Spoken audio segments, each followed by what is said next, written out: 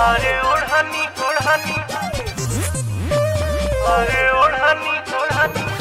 अरे अरे कहाँ से आवतारू हो? हई दागी कैसन बा? अरे अरे धर सरे धर धर धर।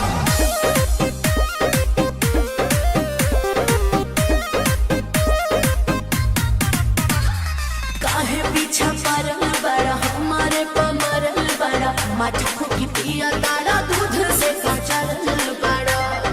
क्या हो? ऐसा नहीं है तो के कर जगवलू हा भगिया गोरी,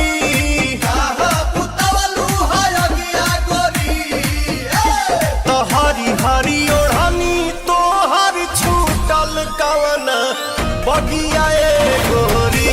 तो हरी हरी ओढ़नी तो हर छूटल कवन बगिया ए गोरी। अरे काहे बताई?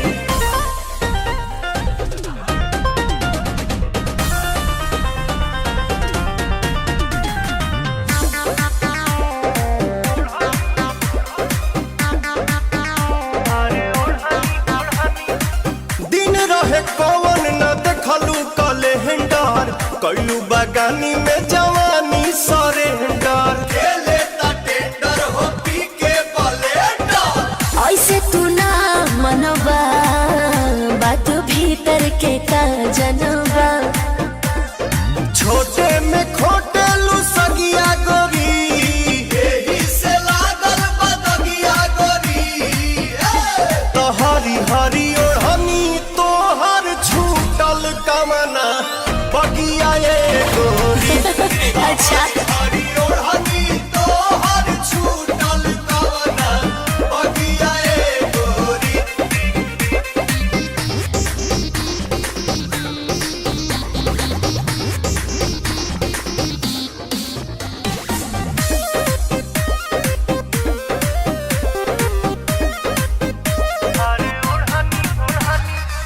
आंसू प्रियांशु से देखावेलू तुम कर, चलता तो हर पवन में से चक्कर। चलता चक्कर हो पिएलू साकर। भेद जन खोला हो चाहे का बोला हो। पुअरे के बुझलू पलंगिया गोरी, काटे ले टाइल अलंगिया गोरी।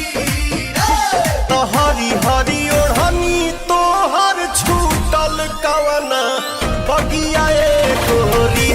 तो हरी हरी ओढ़नी तो हर छूटल कवना बगिया ए गोरी।